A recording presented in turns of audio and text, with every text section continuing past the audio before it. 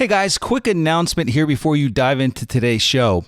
We just locked up 3 individual assets that are all off-market, direct-to-owner deals that are going to help our partners and you, the podcast listeners, generate a ton of cash flow and build legacy wealth. And so I just wanted to take a moment to drop in here and invite you to a webinar that I'm going to be hosting on Tuesday, May 18th. And we're going to walk through each of these respective investment opportunities.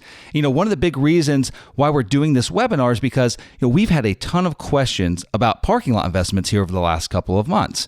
Now, as you know, we've been doing mobile home parks for nearly a decade now, and most everyone understands that business model. However, many of you probably know little to nothing about parking lot investments and the incredible opportunity within this niche. Now, one of the 3 deals that we're going to cover in this webinar is an institutional grade Class A parking facility located right here in my backyard of Clearwater Beach, Florida. Now, for those that aren't aware, Clearwater Beach has been ranked the #1 beach in America multiple times, and it's where I've called home for the last 2 decades. And so really no one knows this market better than I do. The Tampa Bay MSA is one of the fastest growing markets in the country and is on absolute fire. And so I'm super excited to share these opportunities with you guys. And so if you'd like to learn more, please go over to sunrisecapitalinvestors.com/webinar to get signed up, and I'll see you there.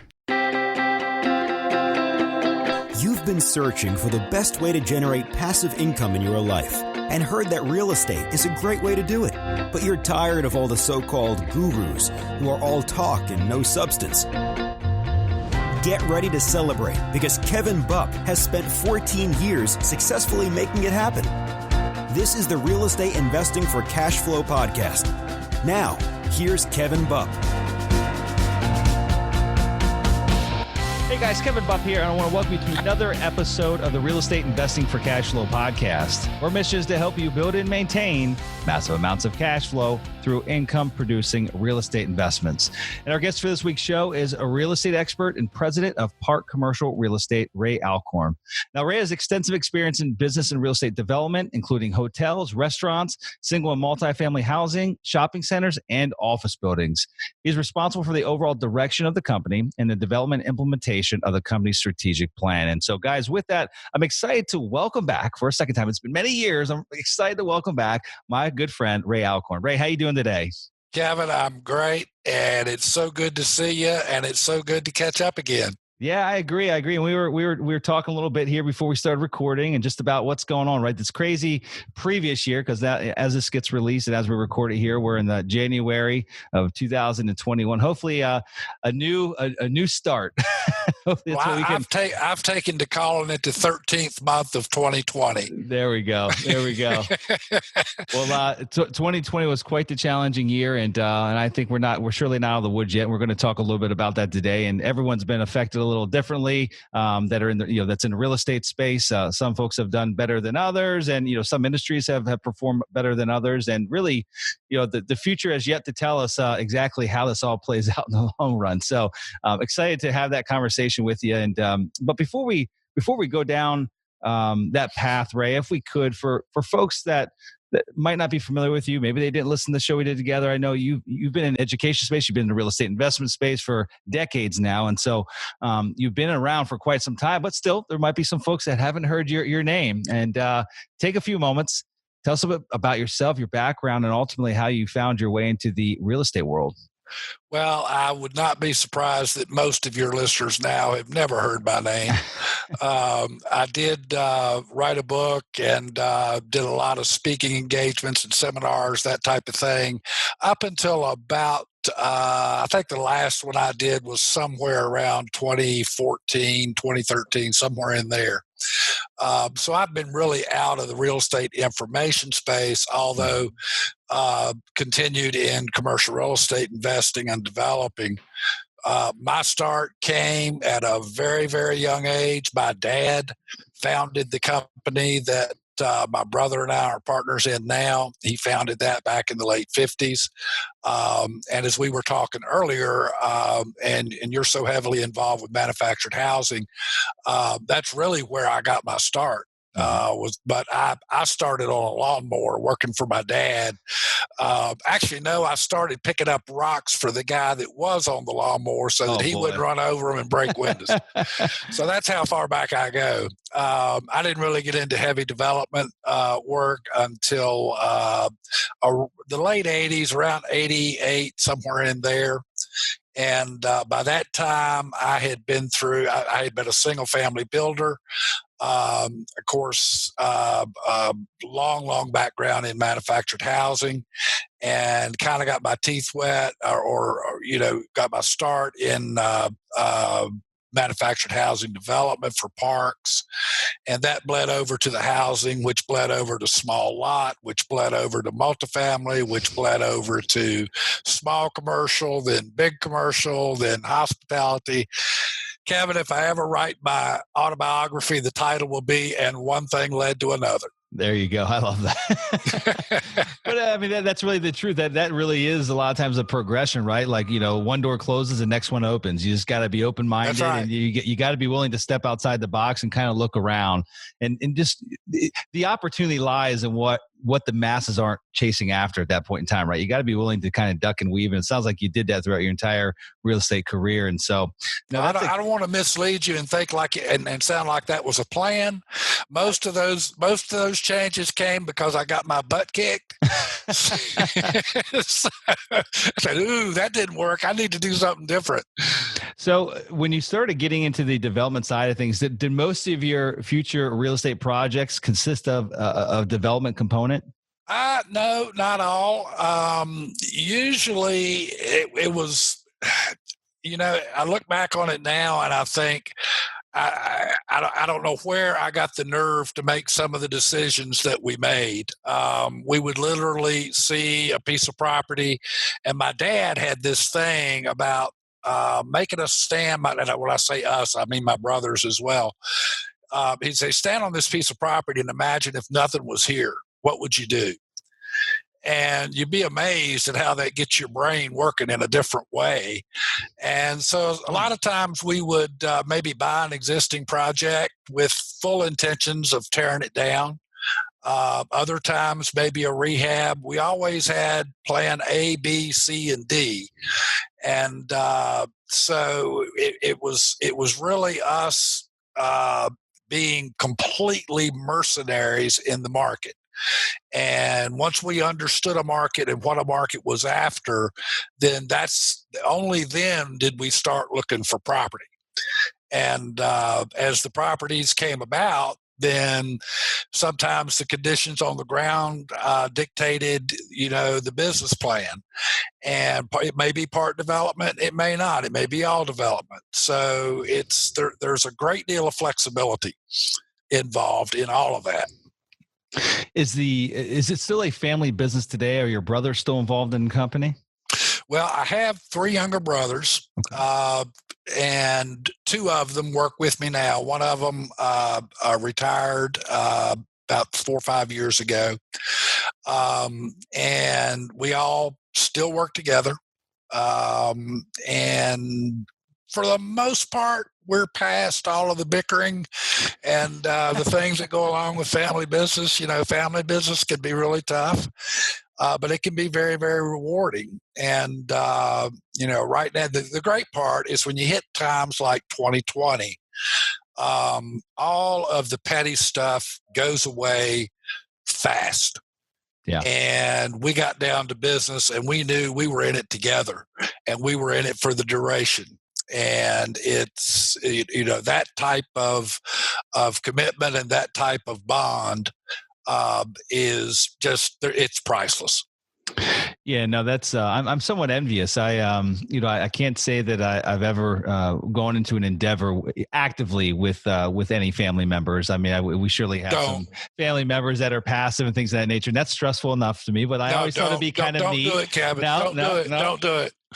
I think my wife and I tried to start a business together when we first got married, just like a little side hustle for a couple of months. And we sat in the same office together for that couple of months, and she wanted to kill me. I mean, like, she taking orders from me, she just wasn't having it. So we realized pretty quickly that the two of us.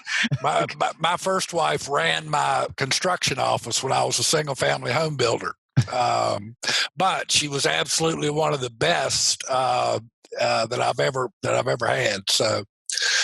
Yeah. No, it's my wife's phenomenal. She's a freaking rock star, but just her taking orders from me, the dynamic didn't really work in a business setting. It just didn't, it didn't work out. So let's talk. You brought up 2020. You guys kind of banding together and getting that strong bond and leveraging it to really push through some challenging times. And so, I'd love to get your perspective, on where things stand today. I know that you guys are in the hospitality space, you're in the office space, in the retail space, what have you. Really, the three of the industries that have been probably the hardest hit, with hospitality surely being at the top of that list, being the hardest hit as a direct result of the pandemic and the shutdowns, what have you. And talk to me a little bit about how things are going. I mean, I know that's such a general question, but how are things going? Maybe dissect it sector by sector and speak to maybe your investments and maybe give some a geographical context as well as to where your investments are that we're going to be speaking about. Yeah, and you do have to split it up, Kevin, because there is no one answer that covers all the sectors. Our portfolio now is about 60% office, about 25% or so retail, and then we do have we just have one hotel now. And thank goodness. But each one of those sectors has had its own challenges, its own dynamics as we've worked through the past year. I'll start with office because that's our heaviest concentration. And for the most part, and I have to qualify this in saying that about half of our rent roll is either national or very strong regional credit tenants. Mm-hmm. So, in hindsight, that was a great plus because those tenants carried right on. And as I was telling you, as we were chatting earlier, our collection rate, the lowest it went was about 90% of the rent roll. Mm-hmm. And right now it's running about 98, 99%, and has been consistent for about the last 8 months or so. I'm wary of the upcoming lease rollovers. The future of office is going to be one that we went through. The last time I saw anything even close to this, and the thing about this thing, 2020, Kevin, and I'm going to go off on a tangent here, but just for a second. No, please do. As I told you, we pride ourselves on being able to forecast fairly accurately, and we really concentrate on the 1 to 3 year time period.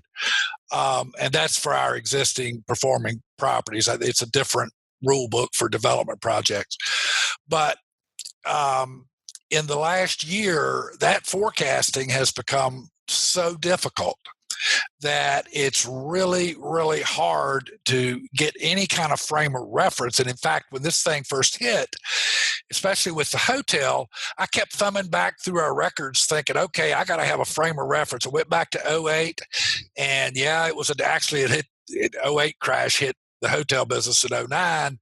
I said, what we do there? Well, then the numbers got worse in 2020 than they ever got in 2009. So I went back to 2001. 2001 really, 9/11 impacted travel. And at that time, I was actually on the board of Choice Hotels franchisee organization. Got to that model, looked, and I said, oh, wow, we're worse than 2001. So what do I go to? And long story short, I literally went back to a business plan I had written for a hotel in 1989. And in that particular time frame, and none of your listeners, I would be surprised if any of them were cognizant of it then. Hotel, it was much like now. It was the dirtiest word you could mention to a lender. And we put together a business plan and built a new hotel in 89, 90 that was, the numbers were, the economic numbers were awful. And so that's really what we wound up doing, was going back to that playbook of the absolute worst conditions we had ever experienced to form a basis for some kind of forecast that we could move forward with. Now I'll try to bring it back. The office changes that we're going to go through, and they're not happening yet, but they're coming. There's little slivers of it. How is work from home going to impact future office use? And those are known unknowns at this point. But it's been 20 years since there's been really any real shift in office usage or layout or design, and technology drove that 20 years ago.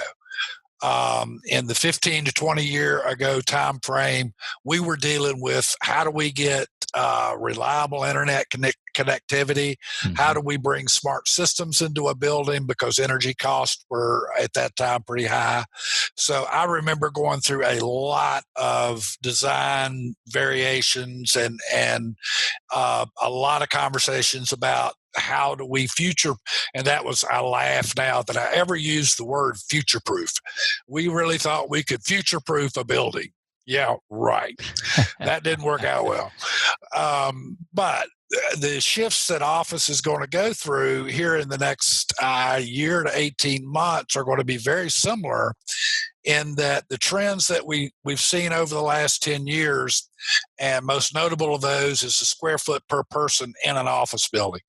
For years and years and years, decades, and in fact, most zoning ordinances still have a parking requirement for 400, one parking space per 400 square feet in a building. That was pretty much how we did design as well. And we had huge hallways, we had huge break rooms, and the square footage per employee was somewhere around 350 to 400. In the last 10 years, that has rapidly come down, way before 2020. We were answering RFPs in January of 2020. I went and looked it up before you and I talked, so I would have it right. And that RFP was a state government RFP with 180 square feet per employee. Wow. So we had already seen that, we had worked our way through a lot of upfits, a lot of redesign and that type thing. And now, and this is purely an opinion on my part, I don't have a thing to back this up, but I don't think we're ever going to go back to the 175 to 200 square feet per employee. I'm already seeing requests from our existing tenants to spread people out, to get away from cubicles and open spaces into closed offices. So I fully expect that number to go back to around the 300 square foot range.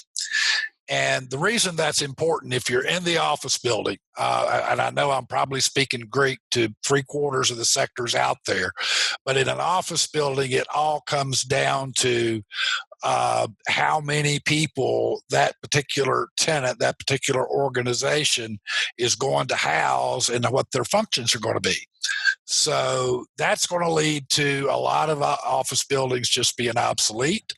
I've got one in my portfolio right now that is solid concrete and rebar, was built in the 70s, and the best use right now for that building is demolition.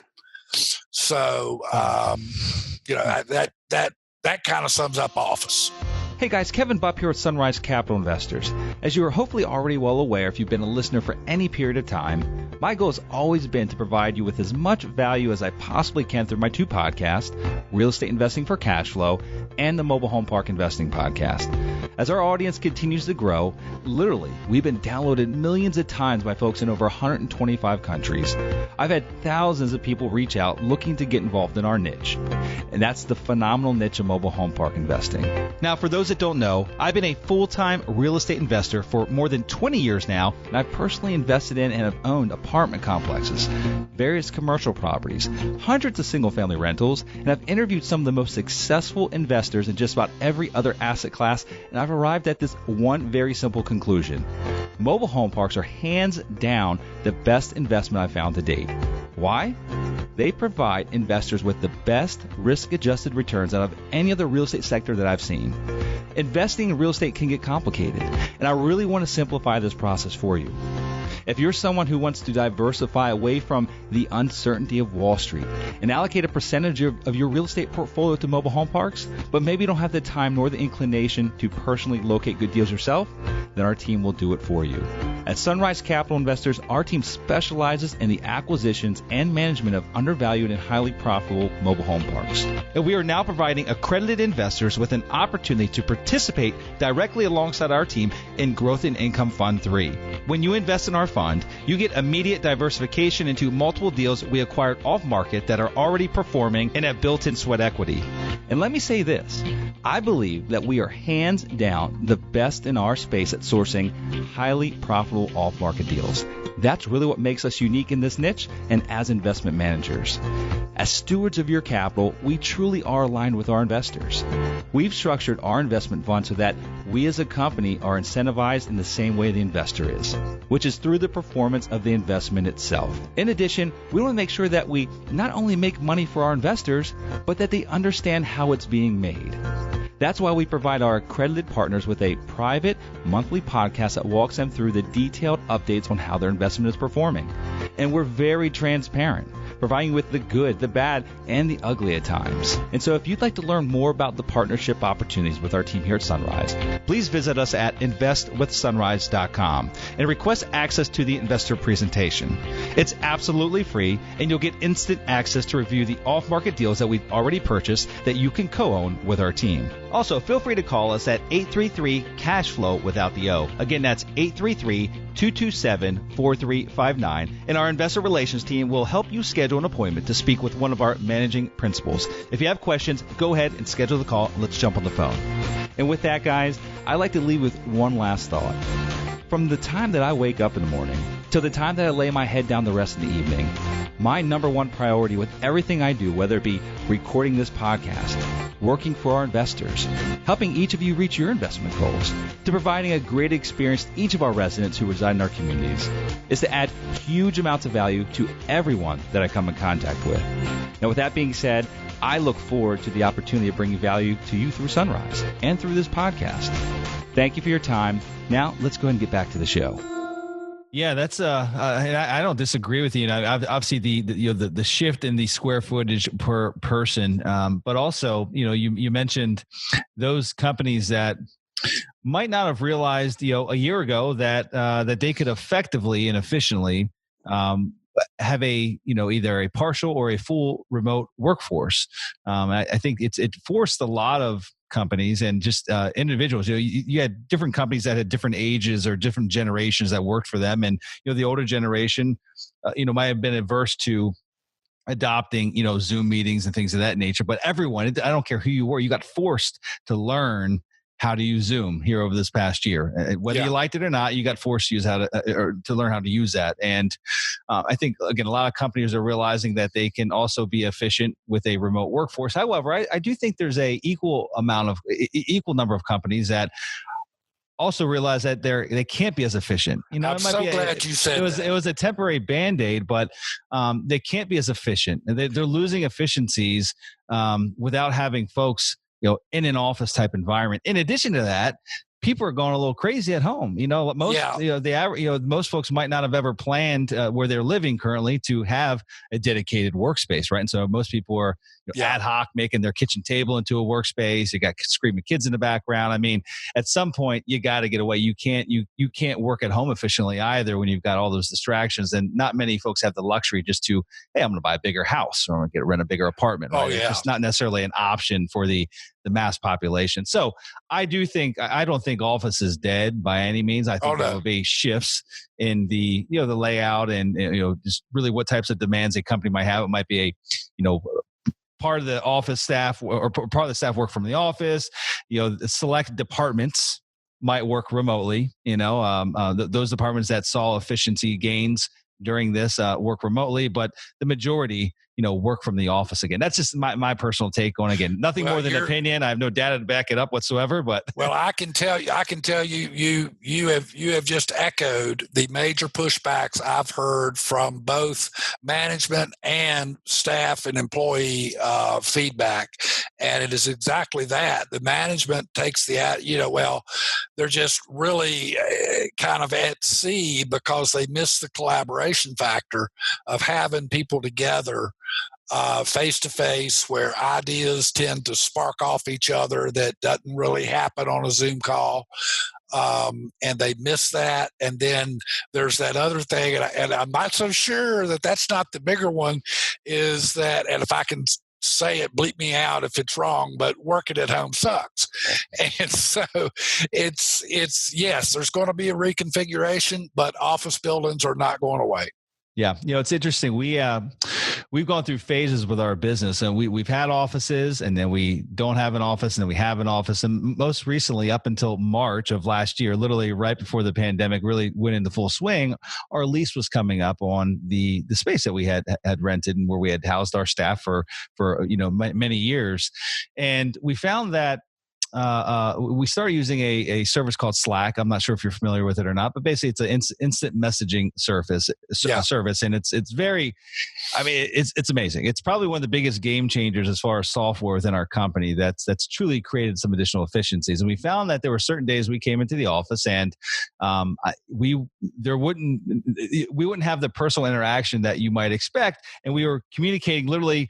Myself with our operations guy down the hall, and someone, literally we were communicating via Slack, and we were all in like our own offices. I'm like, what's the point of spending $5,000 a month on an office when we're sitting here slacking from the office? We're driving half an hour each way. And so we decided that we weren't going to renew the lease at the end of March. And then the pandemic hit, which seemed like it was a phenomenal decision on our part, but it really wasn't based on the pandemic at all.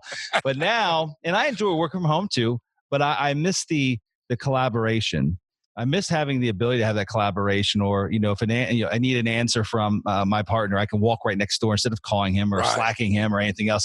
That's where the inefficiencies really come in, and just seeing the face to face, and just the brain energy that you get when you put 5 brains in a room together and brainstorm. It's just you can't get the same effect with Zoom. It just doesn't work. No, I haven't been able to. Maybe some people can. But it just that to me is just the biggest factor that I have to keep in mind as we go into this next phase. How about retail? Let's talk about your retail assets and what the future of retail looks like in your eyes. Wow.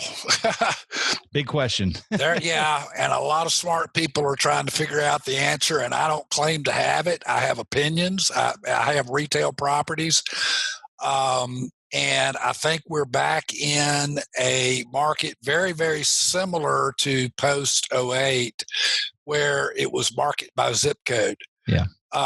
It's a very localized phenomenon. If you look at nationwide numbers, they're misleading in my case anyway, and for most, I don't operate in big metro markets. I'm not a city guy. I like suburbs. I like tertiary markets. And for areas like that, looking at the overall national numbers for retail really doesn't give you a lot of valuable information on the ground in a particular market. We're overbuilt, but that's not news. Retail, we have the highest per capita retail space of any country on this planet, 25 square feet per person. Wow. The next is Canada, and they're at 12. Australia. Australia's at 12. Canada is, I think, in the single digits, around 8. And the UK is like 4.5. Square feet per capita. Mm-hmm. Those are the numbers. So, clearly, and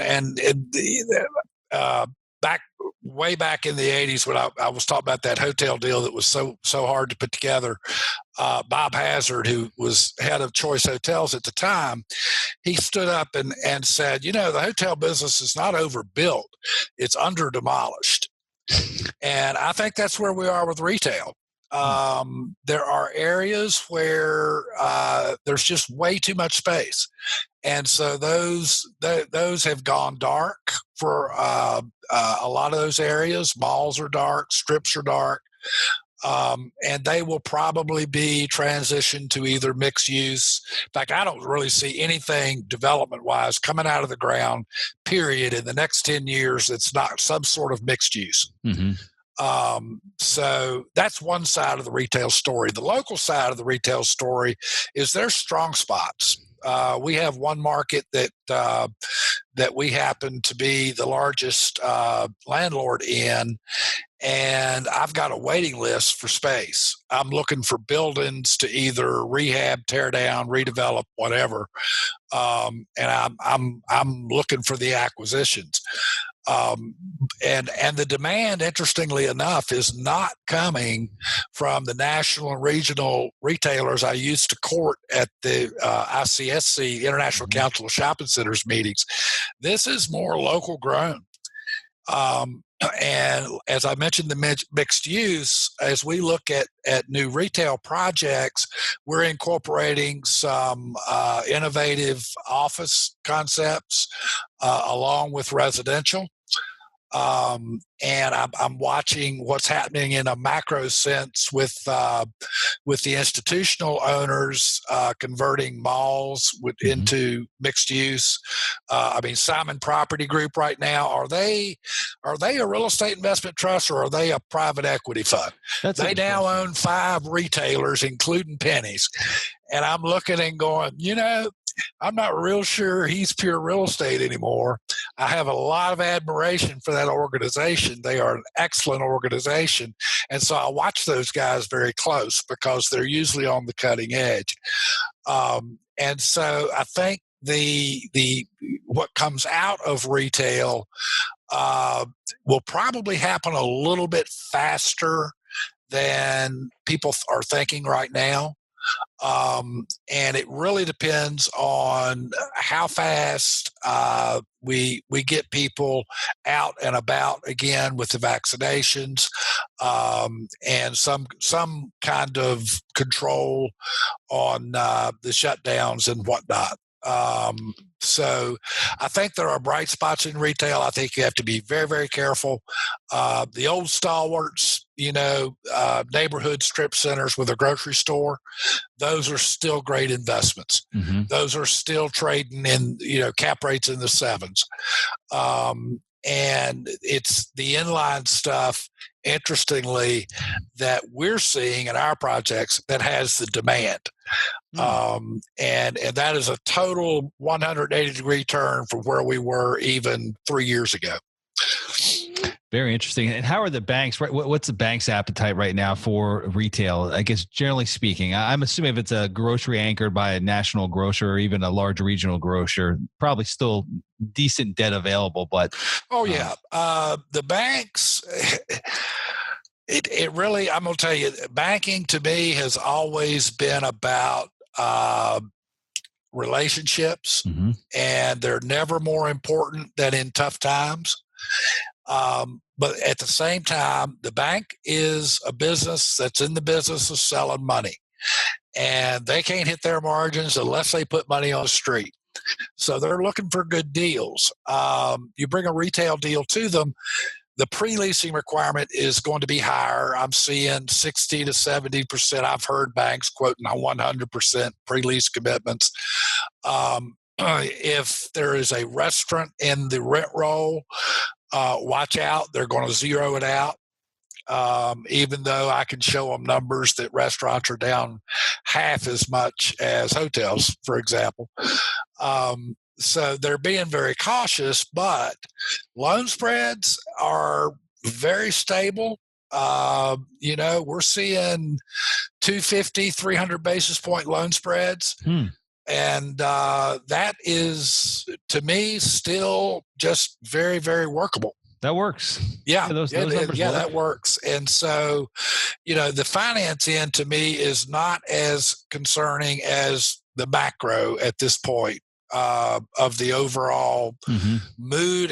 For the first time in the last year, I've usually I watch economic numbers, but one of them that I don't really pay a lot of attention to is consumer sentiment, because it's a coincident indicator. It's, this is what they feel this week.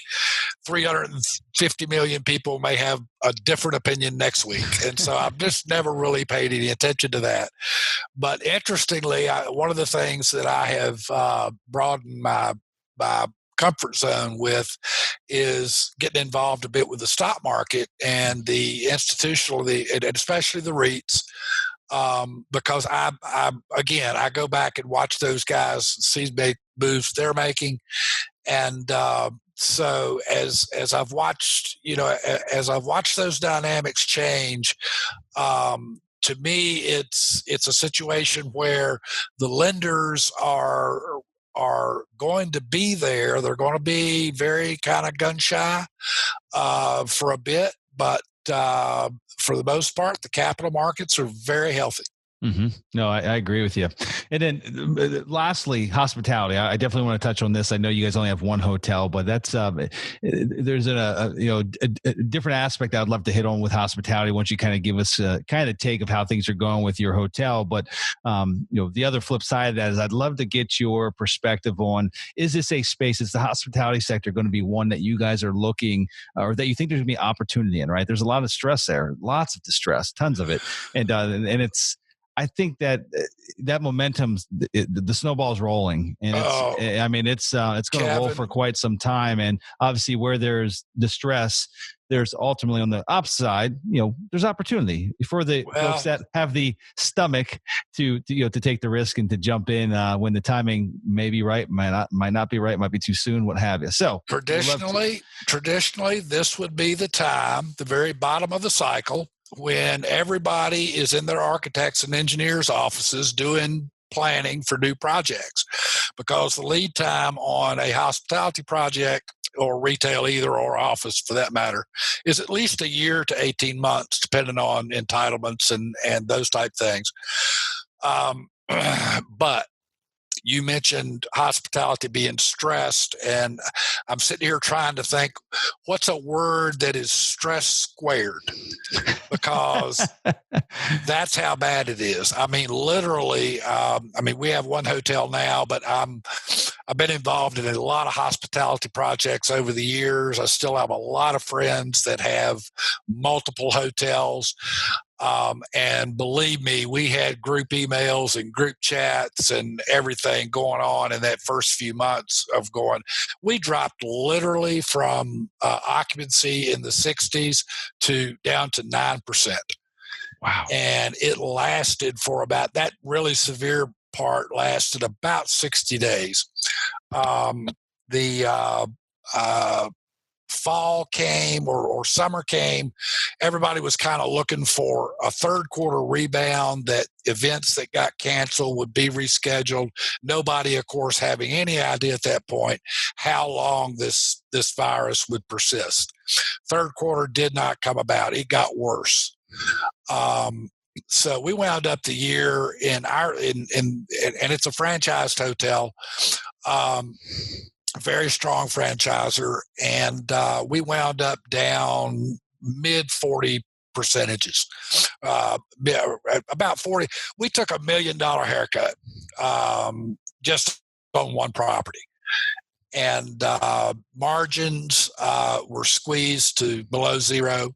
Our banking relationships really, and this has been true for every operator that I talk to, has been key as to whether or not you still own that hotel today.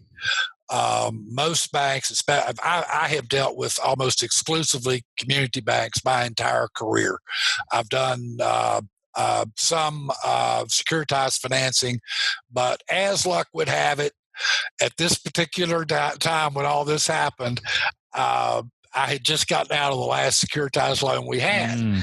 And so that kept me out of special servicing. That kept me out of all sorts of nightmare scenarios when you have bondholders involved.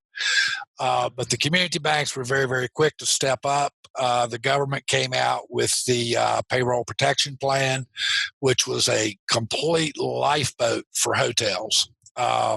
Hotels are literally the hardest hit sector. Mm-hmm. And I have yet to see any numbers locally, nationally, regionally that's not the case. Yeah. The recovery is even darker. Right now, the best case scenario for getting back to 2019 levels that are coming out of people like Smith Travel Research and a good many of the large hotel brokerage firms is a 2 to 3 year timeline just to get back to 2019 levels. And that's best case. That's with vaccinations being at somewhere around a 50% level by the beginning of fourth quarter this year. There's a lot of unknowns in there. If we throw in another lockdown, if these variants spike or whatever, I read like everybody else does. I don't know what to believe. The data is so noisy that I've been interpreting numbers all my life, and I just throw my hands up. It's like I've got dirty data, so what can I get out of it? Yep. Junk in, junk out. Yeah, well, but at the same time, right now I'm glad I'm 65 years old and losing my hair, and I've got 40 years of experience, because I didn't have any of these data tools 40 years ago, Kevin. None. I didn't have any of these data tools till about 25, maybe 26 years ago. So this has really taken me back to my roots of where if I wanted the real data, I had to go to that place and I had to dig for myself. And so in a way, that's been fun. In another way, it's like, oh my God, I am so glad I don't have to do this anymore. So speaking to hotels, is this, given what has played out and what's currently playing out, is this turning your group entirely away from hotels in the future? Oh, no. Or do you think, okay. So to the next point, we talked about securitized debt. We know that there's billions of dollars. I don't know. You probably have the data point better than I. So mine's just an assumption. There's probably billions of dollars securitized debt tied to the hospitality industry, and we know that there's not much of a saving grace when dealing with a special servicer. And I mean, it's an ugly situation all the way around. These things are probably going to be coming up to auction. I follow it's whatever Crexy's platform is. I think it's 10X. 10X, right? Yeah, and I've already started seeing probably at least 70% of the auction updates as to new auctions coming about are hotels. I mean, they're hotels, and I'm assuming that most of that's probably tied to securitized debt. I would think, maybe not, but I would. Yeah, I follow the TREP data. For anybody that's interested, that's TREPP, TREP.com. They track every securitized loan for every sector, and their numbers are high accurate. And if you follow those numbers, of course, hotels are off the chart. It's top right of the chart as far as delinquencies and forbearance and foreclosure, special servicing, all those things you mentioned. The auction process, the clearing process, I should call it the clearing process, coming out of this is going to be way slower than it was coming out of 08, 09. And that was not speedy. But this is going to be slower because of the pressures in the bond market. And, I mentioned I watch economic data, and to me, there are four prices in the macroeconomy that matter. And the first on the list is the U.S. dollar. Believe it or not, everything we do, from wages to what we pay for a head of lettuce in the grocery store, is tied to the value of the dollar. And I have learned over my career that the dollar can be a canary in the coal mine of sounding a warning sign for me to watch out of tightening conditions or loose, whichever way it may be. The second one's the 10-year. The U.S. 10-year is the gold standard for debt markets. And then right on the heels of that, of course, are corporate spreads, which is what you and I are used to quoting spreads over the 10-year. And then the fourth one, interestingly enough, is the price of oil. Oil prices have a direct one-to-one, almost one-to-one ratio or correlation, to the hospitality business. And the hospitality business tends to lead the general economy by anywhere from 1 to 2 quarters. So all of those things, it sounds like it's really complicated, but it's not. It comes down to a few simple things. And just trying to navigate through that in the hospitality business.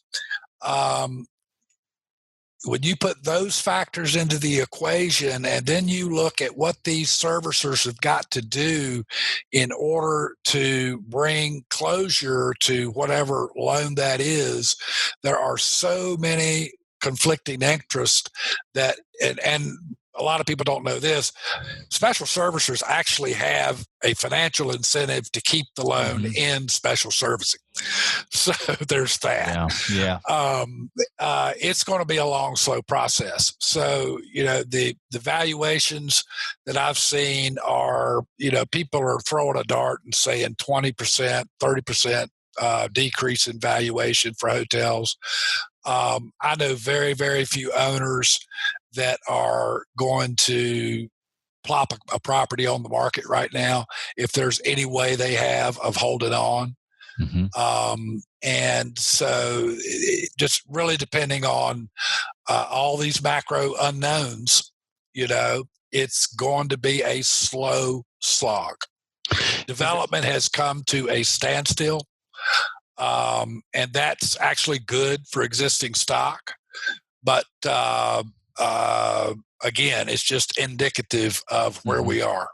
Is there anything you're doing as an organization to prepare for, any opportunities that might be a direct result of this pandemic, whether it be a year, 2, 3 years down the road? Is there any shifts that you guys have made internally, aside from just adapting with your current portfolio? Are there any outside shifts that you're making to prepare for opportunities that come down the pike?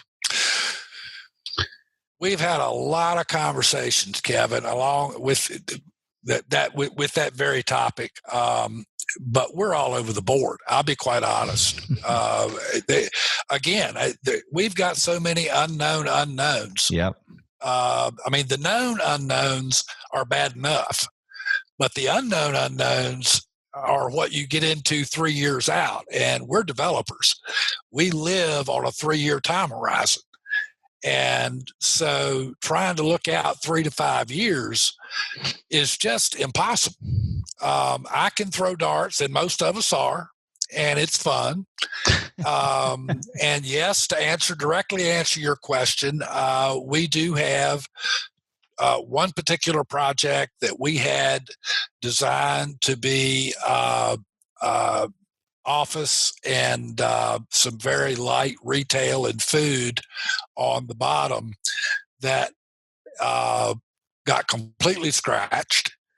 And we're now moving that project into medical use. And there's a long story behind that, but it's made some changes. I have another project that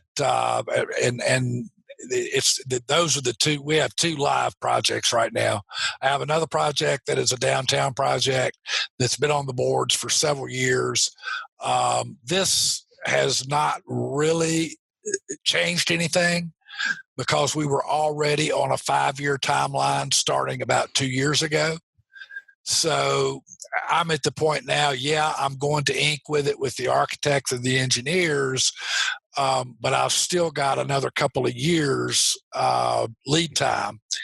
And I feel like this particular, again, it's that when I retail by zip code, this particular zip code, I love. Yeah. And this particular zip code, I don't care what happens unless, everything crashes down, in which case we'll all be in the same bread line. But this particular zip code, I've got such confidence in that I've again, in the office, it's a mixed use project, and in the office portion, we're redesigning. But for the most part, it's going to be the same project. Got it. Are you, for the most part, in Virginia? Are you all Virginia now markets? We are, yes. Okay. I think last time I talked to you, we still had some stuff in North Carolina, maybe South Carolina, I'm not sure. But since the 5 years that we haven't talked, I've gotten older and lazier. And we're right here in Virginia. Okay. Good deal. So I want to take this next question outside of pandemic-related craziness and distress, and everyone always talks about all the great deals, the deals that made the most money, deals that exceed expectations, what have you. But not often enough do folks talk about that one deal that you never forget it. It gave you extra gray hairs, you lost sleep, you forced you through a divorce, whatever happened, you lost friends over it. I mean, just it drove you to drinking or what have you, right? Like that one deal, and a lot of times more than one. I was going to say, I wish there were only one that fit that definition. But I got more than one, Kevin. Yeah, no, I think we all do. But if you just had to pick the one, and what was it? What were the challenges, and how'd you overcome them? It was a franchise restaurant, and in a real overdose of hubris and overconfidence, we thought we were masters of the universe and that we could run any business that you put in front of us. And I had pretty much had my head handed to me on a platter. I wrote a check for $200,000 just to get out. And that wasn't the extent of the losses. I wish it was, but I got into a business that I really had no business doing. I was a dirt guy. I'm a real estate guy. Always have been. God bless them. There are people that make tons of money in the restaurant business. I will never be one of them. My favorite, my line is, I do not like to hear the word restaurant and my name in the same sentence. I do have two on my rent roll, but that would be the one I would point to that taught me, don't get too far away from your skill set. It's okay to spread, expand your comfort zone, but there's a difference between expanding a comfort zone and jumping off a diving board to deep end with no idea where the bottom is. The question, how'd you get into it? I mean, was it a retail center you had? You just happened to have an empty space? We had a unique concept. Hey, we can do that. Let's just do it in our own space. Why? Well, it was worse than that. We had a 17-acre, this is back in the 90s. We had a 17-acre mixed-use project, included hotel, included retail, included office. It didn't have any multifamily with it. In hindsight, that may have that was a mistake. I should have put an apartment building where that restaurant went. But we needed a restaurant. We had all the office and the hotel and the retail around it, and we really, really needed a restaurant because in that particular area there weren't any within walking distance. And so we couldn't get. We talked to a lot of different restaurant organizations, couldn't get anybody to move as fast as we wanted to move. And, I got impatient and pulled the trigger and actually, had to talk the franchisor into selling me the franchise. I traveled to their home office. I'm not going to tell you who it was because the thing went bad. It wasn't their fault. But that's why I got that. That's how it happened. It was just one of those things where we had a jigsaw puzzle that needed one more piece in it. And by damn, if nobody else was going to put that piece on the board, we would. And, we got a little bit over our skis. Yeah, it happens. It happens. Well, you live and you learn, right? Well, everyone that's listening, please take that advice from Ray. He's been there and he's done that. So just heed that advice and that warning. Not necessarily that restaurants are bad, because there's plenty of folks that make great money in the restaurant space, but do what you're good at. Stay within your lane. Figure out what your skill set is, what you excel at, and stick with it. Well, as we mentioned up front, some of the failures taught the best lessons. I tell my son all the time, I said, life is supposed to be cumulative. And that means, you're going to make mistakes. And the real sad part is if you don't learn the lesson that mistake holds. Yeah. Yep. No, absolutely. So, Ray, as we close it out here, lots of great information that you share with us today. Again, always a pleasure having you here. We'll have to make it not 5 years next time that we get on the horn together. But just parting words to any of the listeners that, we've got a wide spectrum. We've got, folks that have been in the industry multiple decades, and then we've got newbies, and then we've got everything kind of in the middle. And so I guess really, given the times that we find ourselves in, just lots of uncertainty. I'll just leave it at that. For the new folks that are just getting started, looking to get their feet wet, any advice that you would leave with them, given that you've got multiple decades of experience underneath your belt? This is going to surprise you. For the people that are just now looking at real estate, you are the luckiest group of people on the planet. I started my career in 1980. I was a single family home builder in 1981 when prime went to 21.5%. I cut my teeth on at that time, the roughest time in history. And the lessons that I learned, I still use today. And that's where we are. My benchmark of fear has always been 1981. If conditions, this is my 7th recession, and I've always compared it back to those early years, and nothing has ever come close until now.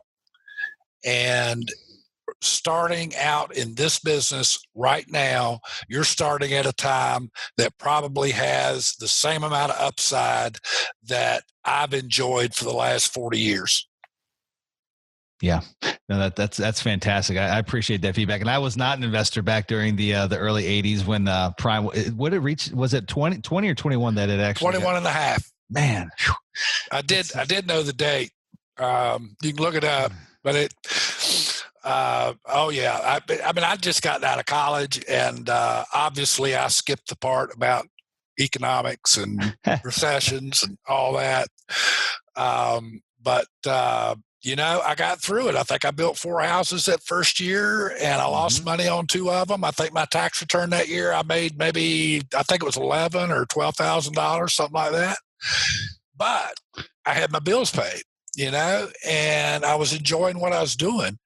And so it's that thing of, I can't remember now whether it was while we were on air or while we were talking before.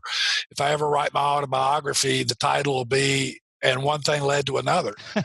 Had I not come out of those bad times, I would have not have learned deal structure. Yeah. I would not have learned how to, how to structure and finance a deal so that everybody wins. Mm-hmm. And so all of those things served me, and still do today. I shouldn't talk in past tense. They still serve me today. It gave me a background of saying I have seen the absolute worst. And if I can live through that, I can live through this. Yeah, no, I love every bit of that. That's phenomenal. Ray, for those that want to learn more about you and just what you got going on, and maybe just pay attention to, you and your company, is there a best place to find you? You got a company website you would like to share? I'll share 2 websites with you. Okay. The first is my company website, our family business, parkrealty.com. And unless you're here in the New River Valley, there's nothing on there to interest you other than my picture. My 10-year-old picture of me is on there. So I had hair. The other one, and I have to give a shout to a very good friend of mine out in West Texas that has never, ever given up the ghost that I will start writing again and start speaking again. And he has maintained that site called dealmakersguide.com. That book was called Dealmaker's Guide to Commercial Real Estate. And right now we're working on a compilation of a lot of my old writings and articles and things of that nature. And who knows, I may get back into the writer's chair. I don't know.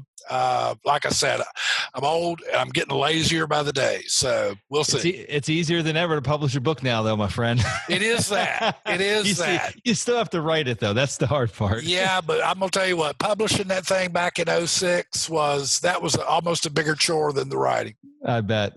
Well, Ray, always a pleasure, my friend. Again, we'll make it not 5 years next time we have you back on, and wishing you guys, you and your team, all the best, you and your family, just health and prosperity in 2021 as we again work together through these turbulent times. And hopefully there will be light at the end of the tunnel in the very near future, and looking to actually celebrating that light here, hopefully with you on the show again to speak to in a past tense to 2020 and 2021 and the pandemic that we've all had to you too, Kevin. Deal with. So it's so good to hear from you again and speak with you again. And you got a little chance up front to update me on what you've been up to. Yeah. And best wishes to you and your business and your family. Thank you so much. Thank you, Ray. And guys, that's all we have for this week's show. And so until we meet again next week, this is your host, Kevin Bubb, wishing you huge success. You take care now. Congratulations! Now you've got more of the best tricks of the trade in building massive amounts of passive income from real estate. For more amazing resources, visit realestateinvestingforcashflow.com. And we'll see you next Monday morning.